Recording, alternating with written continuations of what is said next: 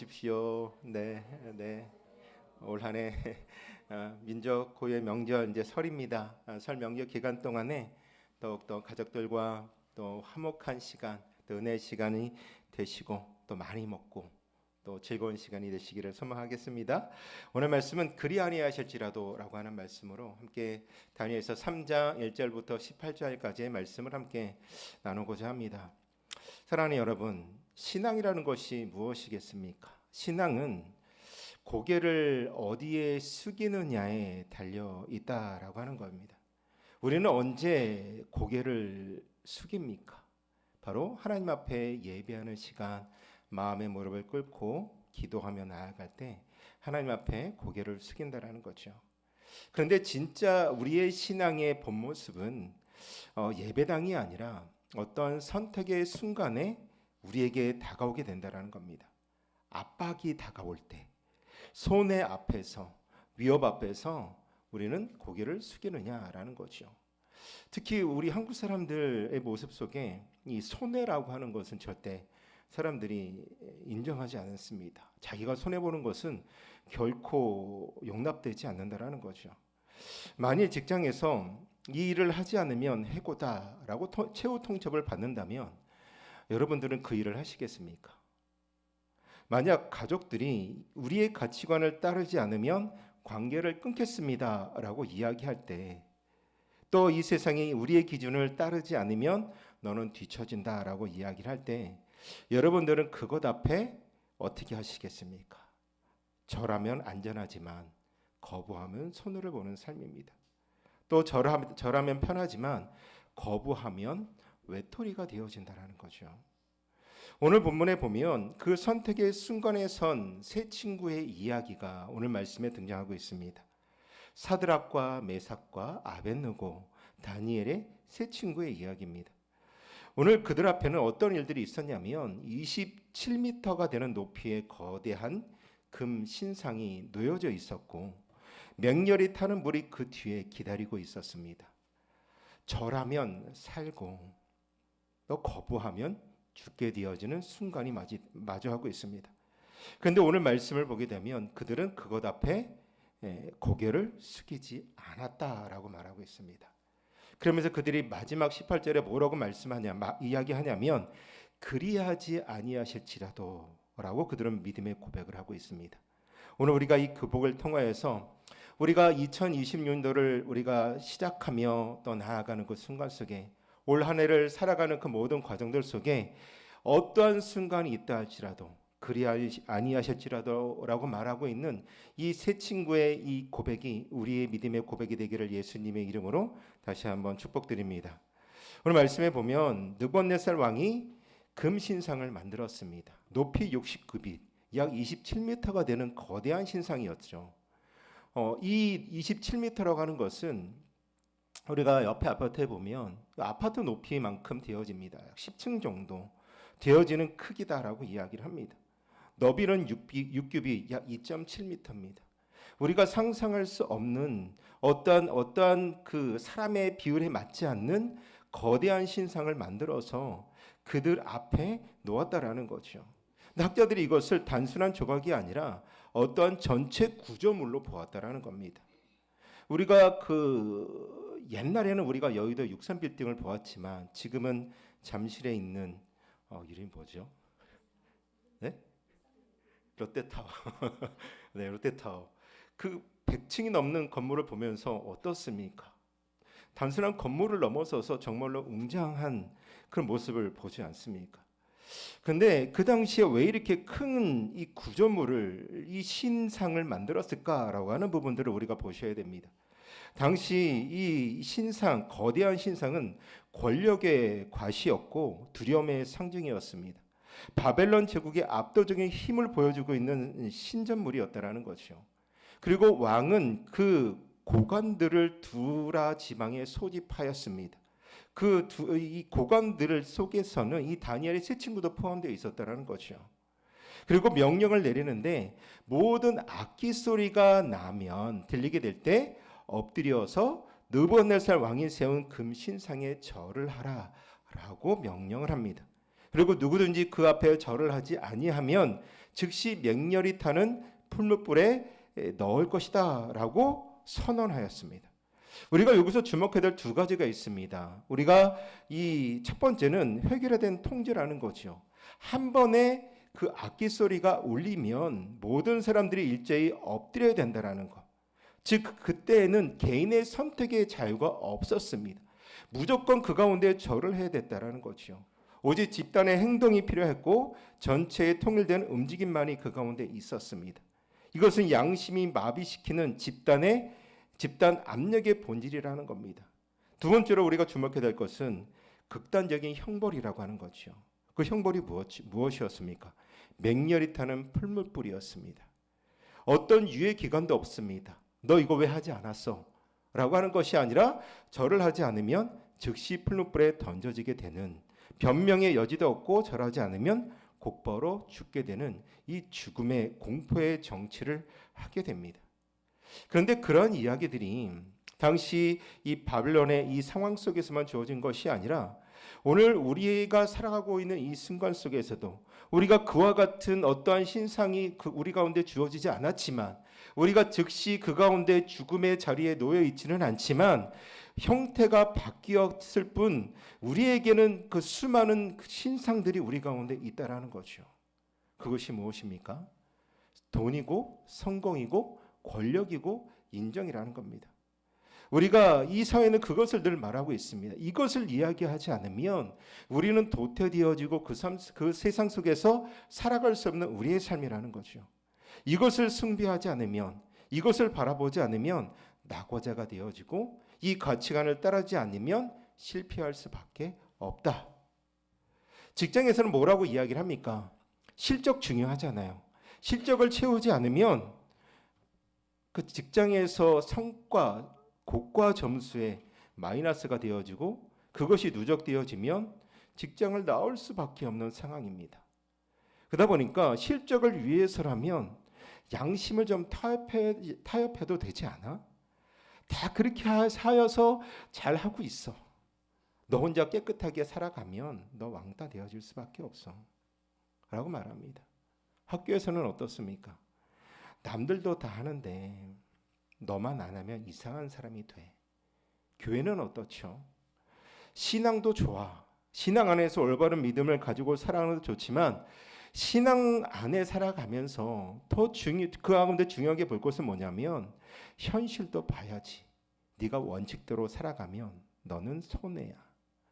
이러한 부분들이 우리가 살아가면서 마주하는 거대한 금신상의 모습들이라는 겁니다. 어떠한 구조물로 우리의 모습 속에 세워진 것이 아니라 우리의 살아가는 삶 속에 거대한 것들이 우리 안에 들어와서 그것이 마치 신상처럼 우리에게 보이도록 만들고 그것 앞에 굴복하도록 우리를 만들어가고 있습니다. 그것뿐이겠습니까? 뒤에는 풀무불이 있습니다. 따르지 않으면 해고를 당하고, 따르지 않으면 손해를 보고, 따르지 않으면 외톨이가 돼. 이것이 바로 우리에게 다가올 수 있는 바로 뒤에 있는 풀무불과도 같은 모습입니다. 그런데 이런 거대한 압박 속에서 이 세 명의 친구들은 그 가운데에서 일어나게 됩니다. 이 세 명의 친구의 이름은 사드락과 메삭과 아벳느고. 이들은 유대인이었고 하나님을 섬기는 사람이었습니다. 지난 2장의 말씀을 다시 한번 기억해 보시면 이 세 친구들은 다니엘과 함께 왕의 꿈 사건을 통하여서 하나님의 지혜를 분명하게 경험한 이들이었습니다. 그런데 그들 앞에 갈대아 사람들이 이들을 고발하고 있습니다. 9절과 10절 말씀에 보면 왕이여 만수무강하옵소서, 왕께서 왕의 명령을 내리사 나팔과 피리와 수금과 사명금과 앙금과 생황과 모든 악기를 듣고 엎드려 금신상에 절하지 아니하는 자는 맹렬히 타는 불 가운데 던져 넣으리라 하지 않으셨나이까. 그런데 왕께서 세우신 그들이 왕의 명령을 존중하지 않고 왕의 신들을 섬기지도 아니하고 왕이 세우신 금신상에도 절하지 않습니다라고 고발을 합니다. 이 고발 속에는 어떤 것이 있냐면 악의가 담겨져 있다라는 거죠. 왕의 명령을 존중하지 아니하고라고 하는 표현을 보면 어떤 종교적인 문제를 넘어서서 왕에 대한 반역으로 몰아가고 있습니다. 종교적인 부분들은 그래도 넘어갈 수 있지만 그 당시에 이 왕의 명령을 따르지 않는다라는 것은 곧 죽을 수밖에 없는 모습이라는 거죠. 그리고 이어서 왕이 세워 다스리게 한이라고 한 표현으로 왕의 은혜를 배반한 배은망덕한 자들로 그들을 낙인 찍어 버리고 있습니다. 이 이야기를 들은 느부갓네살 왕은 어떻습니까? 분하여서 그들을 끌고 오라고 말하였고 그들을 왕 앞으로 끌고 왔다라고 표현합니다. 그 왕은 분노하였습니다. 왕의 감정의 상태는 분노하였던, 그래서 왕은 그들에게 최후의 기회를 주게 됩니다. 뭐라고 줍니까? 너희가 만약 절하지 아니하면 즉시 너희를 맹렬히 타는 불 가운데 던져 넣을 것이니 능히 너희를 내 손에서 건져낼 신이 누구이겠느냐라고 최후 통첩을 합니다. 능히 너희 손에서 건져내실 신이 누구이겠느냐. 이것은 단순히 사드락과 메삭과 아벳느고에게만 한 것이 아니라 하나님에 대한 직접적인 도전이었습니다. 즉 교만의 극치였다라는 거죠. 그런데 이 말에는 역설적으로 왕의 두려움도 숨어 있을 수 있습니다. 왜냐하면 이 장에서 이 느부갓네살 왕은 하나님의 능력을 목격하였습니다. 혹시 하나님이 개입하시면 어찌 되나라고 하는 불안감이 있었을 것이라는 거죠. 근데 그런 그때에 세 친구의 대답이 등장하고 있는데 오늘 성경 전체에서 가장 아름답고 강력한 신앙의 고백인 것 같습니다. 13절부터 16절에서 18절까지의 말씀을 보게 되면 이렇게 말씀하고 있습니다. 느부갓네살이여 우리가 이 일에 대하여 왕에게 대답할 필요가 없나이다. 왕이여 우리는 섬기는 하나님이 계시면 우리를 맹렬히 타는 풀무불 가운데에서 능히 건져내시겠고 왕의 손에서도 건져내시리이다. 그렇게 하지 아니하실지라도 왕이여 우리가 왕의 신들을 섬기지 아니하고 왕이 세우신 금신상에게 절하지도 아니할 줄을 아옵소서. 이 세 친구의 고백이 얼마나 담대한지를 한번 생각해 보셨으면 좋겠습니다. 얼마나 명확하게 단호하게 이야기를 하고 있습니까? 얼마나 성숙한 모습을 가지고 있습니까? 이것이 바로 우리의 신앙 속에 본받아야 될 우리의 온전한 모습이라는 거죠. 이 상황들을 한번 머릿속에 한번 그려보셨으면 좋겠습니다. 두랍 형제의 제국의 모든 고관들이 모여 있는 이 상황 속에서 아니 수천 명이 아니라 어떻게 보면 수만 명 그 지방의 모든 관리들이 함께 모였던 그 자리 속에서 음악이 울려 퍼지고 또한 그 소리가 가득 채워질 때에 많은 사람들이 일제히 그 가운데 엎드려 절을 합니다. 마치 파도처럼 수만 명이 동시에 엎드리게 되는 거죠. 그런데 세 사람만 서 있습니다. 이 세 친구만 서 있고 높이 금신상이 그들을 내려다 보고 있다라는 겁니다. 뒤에는 풀무불이 활활 타오르고 있고 열기는 얼굴을 스치고 있는 상황들, 수만 명의 시선이 그들에게 쏠렸고 왕의 얼굴이 분노로 일그러져 있습니다. 그 순간 그들이 침묵 속에서 고백하는 것은 우리가 이 일에 대하여 왕에게 대답할 필요가 없다. 이 수많은 사람들이 있는 그 순간 속에서 많은 사람들이 모여 있는 그 궁중 속에서 우리는 이 일에 대하여 왕에게 대답할 필요가 없다라고 하는 이 고백은 단순한 고백이 아니었다라는 거죠.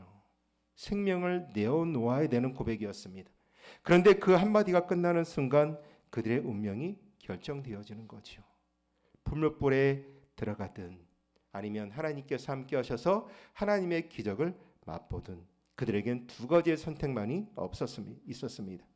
근데 그들은 변명하지 않았습니다. 우리의 선택은 너무나도 분명하였기 때문에 우리는 하나님을 섬기는 사람들이고 그 외에 어떤 신도 섬기지 않을 것입니다. 우리에게는 타협이 없습니다. 악기 소리는 멈췄고 수만 명이 숨죽여서 그들을 쳐다보고 있습니다. 불무불에 타닥거리는 소리가 들리고 왕의 분노는 폭발하고 그럼에도 불구하고 이 세 친구는 그 가운데에서 흔들리지 않고 목소리를 떨지 않는 담대한 목소리로 단호하게 그들은 결정하여서 고백하였다라는 거죠. 하나님께서 우리를 능히 건지시겠고 왕의 손에서도 건지실 것이다 라고 하는 하나님 전능하신 하나님에 대한 확신이 그 가운데 있었습니다. 그들이 그렇게 고백할 수 있었던 것은 2장에서 경험하였던 기도하였을 때 하나님께서 왕의 꿈을 꾸게 하셨고 그 결과 그들을 죽음의 위기에서 건져내셨던 사건들을 보았기 때문입니다. 하나님의 능력을 알았다라는 거죠. 그러나 가장 중요한 것은 그들의 다음 구절입니다. 18절에 그렇게 하지 아니하실지라도, 그런 하나님의 선택이 우리 가운데 없다 할지라도 우리가 왕의 신들을 섬기지 아니하고 왕이 세우신 금신상에 절하지 아니할 줄을 아옵소서. 이들의 믿음의 고백은 정말로 놀랍습니다. 그렇게 하지 아니하실지라도, 하나님께서 우리를 비록 구원하지 아니하실지라도, 우리가 풀무불에 던져져 죽는 한이 있다 할지라도 그럼에도 불구하고 우리는 금신상에게 절하지 않겠다라고 하는 온전한 믿음, 성숙한 신앙의 모습을 우리에게 보여주고 있습니다. 여러분들은 이 고백이 어떻게 들려지십니까? 이 고백 속에는 세 가지의 신앙의 모습이 담겨져 있는 것 같습니다. 첫 번째로 하나님의 주권을 인정하는 믿음. 새 청년이 하나님께서 구원하실 수 있다라는 것을 믿었지만 하나님께서 반드시 구원하셔야 한다라고 하는 강요를 하지 않았습니다. 하나님께서 당신의 계획이 있었고 당신의 시간표 속에 우리가 있고 당신의 방법이 있습니다 라고 고백하는 것 같다라는 거죠. 욥기 1장 21절에 욥이 모든 것을 잃고도 고백합니다. 주신 이도 여호와시요 거두신 이도 여호와시요 우리가 여호와 이름이 찬송을 받으실지어다. 내 삶 속에 모든 것을 잃다 할지라도 그것을 주신 이도 하나님이시고 거두가신 이도 하나님이다. 그 이름을 찬양합니다라고 고백하는 욥의 고백과도 같은 모습이 오늘 세 친구에게 있다라는 거죠. 또 하나, 조건 없는 순종의 신앙입니다. 우리의 신앙은 어떻습니까? 때로는 우리가 신앙생활을 하다 보면 기도할 때나 내가 신앙생활할 때 내가 이만큼 신앙생활을 하면 하나님께서 나에게 이만큼의 복을 주시지 않을까? 이런 은혜를 주시지 않을까라고 하는 기복신앙의 모습을 바라볼 때가 있다는 거죠. 우리의 신앙은 어떻습니까? 정말로 하나님께서 주시는 복을, 내가 예수 그리스도를 믿는 것이 내가 정말로 하나님께서 주시는 많은 물질의 복과 건강의 복과 많은 것을 얻기 위하여 내가 신앙생활을 하고 있다면 그것은 잘못하고 있다는 겁니다. 그것은 우리에게 있어서 부차적인 복이라는 것이죠. 이미 우리는 하나님께로부터 많은 복을 이미 누렸습니다. 그것은 무엇입니까? 죽을 수밖에 없는 우리가 하나님의 자녀가 되는 그 권세를 누릴 수 있는 은혜, 그 복을 주셨다라는 겁니다. 우리가 이 기도에 응답해 주시면 열심히 다니겠습니다라고 하는 것은 뭡니까? 거래라고 하는 거죠. 근데 신앙은 거래가 아니라 순종이지 않습니까? 참된 신앙은 결과에 상관없이 옳은 것을 행하는 것, 즉 예수님께서 말씀하셨던 자기 십자가를 지고 나를 따르라고 하는 제자의 모습 아니겠습니까? 또 하나는 영원을 바라볼 줄 아는 종말론적 신앙입니다. 오늘 새 친구는 이 세상에서의 삶이 전부가 아닌 줄 알았습니다. 내가 풀무불에 다 죽는다 할지라도 그것이 끝이 아니라는 거죠. 우리 이후의 삶은 영원한 하나님의 나라가 있다라고 하는 것을 그들이 믿었습니다. 히브리서는 이렇게 말합니다. 11장 35절에 믿음의 선진들 중 어떤 이들은 사자의 입을 막았지만 어떤 이들은 믿음으로 죽임을 당했습니다. 그들은 더 좋은 부활을 얻고자 하여 그렇게 했습니다. 라고 말씀이 있습니다. 그들은 그 삶 속에서 믿음의 걸음을 걸어가고 믿음의 삶을 지키기 위하여서 그들은 현재의 삶보다 영원한 것을 바라보았다. 어떤 이들은 사자의 입을 막아서 살았지만 어떤 이들은 믿음으로 죽임을 당했다라고 말하고 있는 것이죠. 이것이 그리하지 아니하실지라도의 신앙 아니겠습니까? 하나님의 주권을 인정하고 조건 없이 순종하며 영혼을 바라보는 신앙의 모습입니다. 사랑하는 성도 여러분, 오늘 말씀이 우리에게 주는 도전이 무엇입니까? 우리는 어떤 금심상 앞에 서 있으십니까? 나는 우리의 삶은 하나님보다 더 중요하게 여기는 것이 과연 있으십니까? 직장, 돈, 성공, 인정, 관계, 건강.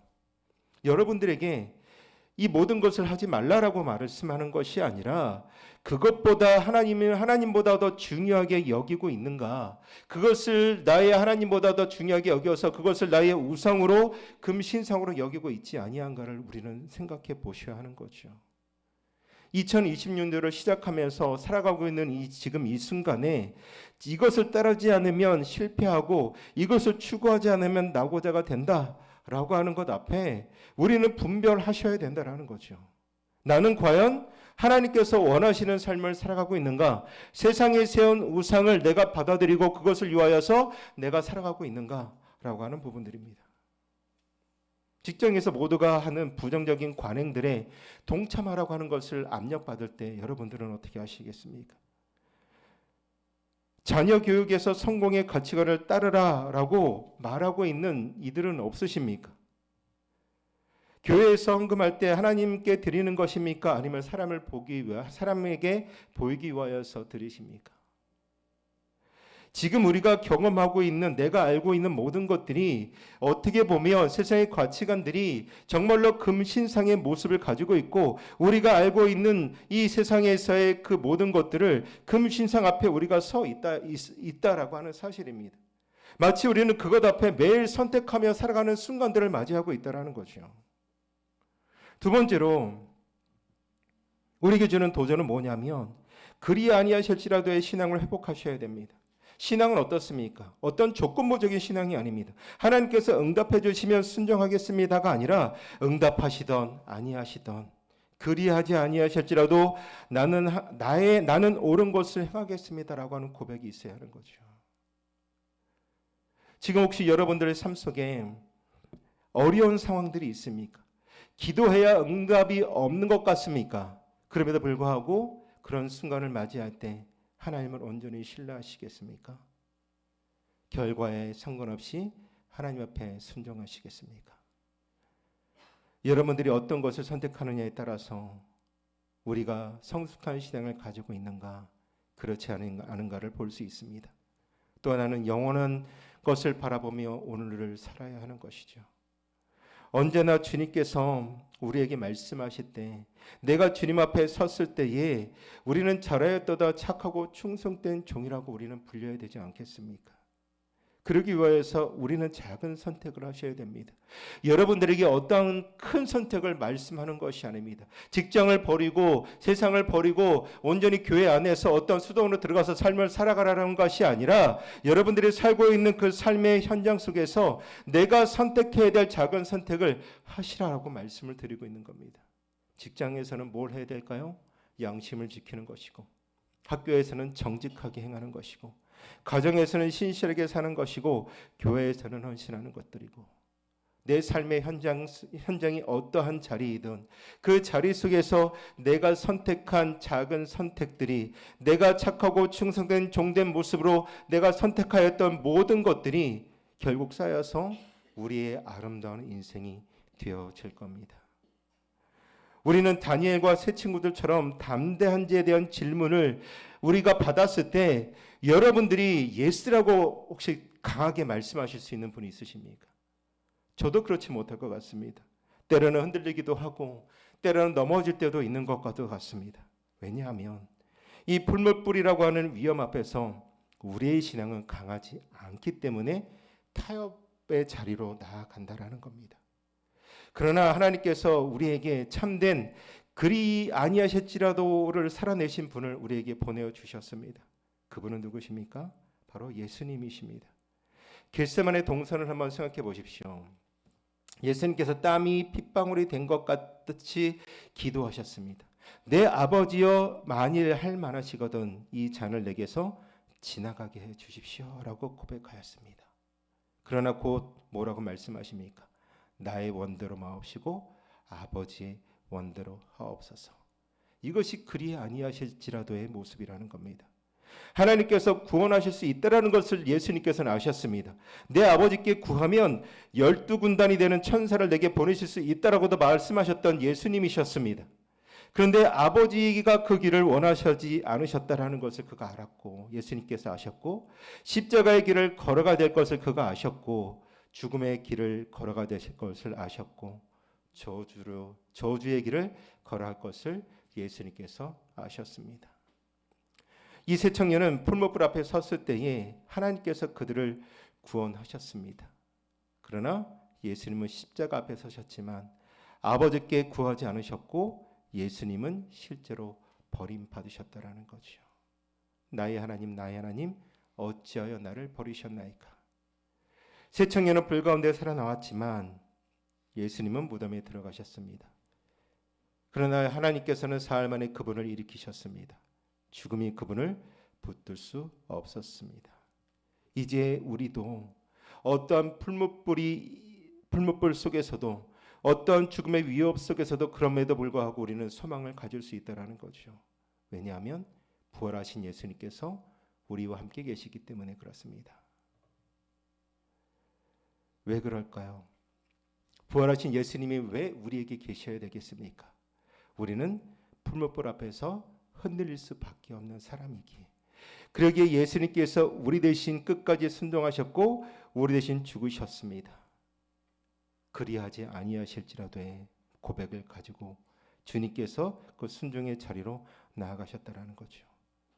그 예수님의 그 순종 때문에 그 죽음으로 우리를 살리심으로 우리는 예수 그리스도 안에서 의롭다함을 받게 되었습니다. 그렇다면 이제 우리는 두려워서가 아니라 사랑하기 때문에 순종해야 되지 않겠습니까? 우리는 용서받았기 때문에 담대할 수 있지 않겠습니까? 정죄가 아니라 은혜로, 의무가 아니로 감사로 하나님을 섬겨야 하는 것입니다. 오늘 제가 여러분들에게 말씀하는 이 말씀은 우리를 정죄하기 위한 말씀으로 여러분들에게 말씀을 전하는 것이 아니라 오히려 우리를 그리스도께로 인도하는 이야기를 여러분들에게 이야기를 해드리는 겁니다. 이 세 친구들이 그렇게 담대할 수 있었던 것도 그들이 그 가운데 믿음으로 그 가운데 순종하고 믿음의 고백으로 죽음을도 두려워하지 아니고 그 가운데 나아갈 수 있었던 것은 결국 하나님의 은혜가 있었기 때문이지 않겠습니까? 오늘 우리가 순종할 수 있다면, 내가 순종하는 그 자리에 내가 나아갈 수 있다면 그것도 하나님의 은혜요, 예수님께서 십자가에 이루신 그 은혜가 우리 가운데 있기 때문입니다. 그렇다면 우리는 이제 해야 한다라고 하는 무거운 짐이 아니라 하고 싶다라고 하는 그런 기쁨의 마음으로 우리의 인생을 살아가셔야 된다는 거죠. 어떤 율법의 요구가 아니라 복음의 능력으로 저와 여러분들이 살아내셔야 한다는 겁니다. 왜요? 예수님께서 우리 안에 계시기 때문에 그러합니다. 말씀 맺겠습니다. 오늘 사드락과 메삭과 아벳느고는 하나님 앞에 신실한 믿음으로 나아갔습니다. 근데 그들이 가지고 있었던 신실한 믿음은 하나님의 은혜였습니다. 그리고 하나님께서 그들을 풀무불 가운데서 그들을 구원하셨죠. 그러나 우리는 이 세 친구보다 더 큰 순종의 모습을 가지고 있었던, 십자가에서 끝까지 순종하시고 무덤에 들어가셨지만 사흘 만에 부활하신 예수 그리스도를 바라보셔야 됩니다. 우리가 그분을 바라보며 살아갈 때 우리는 우리의 세상의 어떠한 삶 속에서 세상이라고 하는 우상 앞에 우리가 흔들리지 않을 수 있는 것은 바로 예수 그리스도께서 네 안에 계시기에, 그분을 바라본다면, 그분을 믿는다면, 그분의 순종으로 내가 거듭났다면, 그분이 함께 하신다면 우리가 그 믿음으로 이 세상을 온전히 살아가셔야 하는 것이죠. 오늘 하루를 살아갈 때 여러분들이 어떠한 결단을 하겠다라고 하는 고백이 아니라 그분의 은혜로 살아가겠다라고 소망하고 결단하며 나아가시는 우리 모든 성도님들이 되시기를 예수님의 이름으로 축복드리겠습니다. 기도하겠습니다.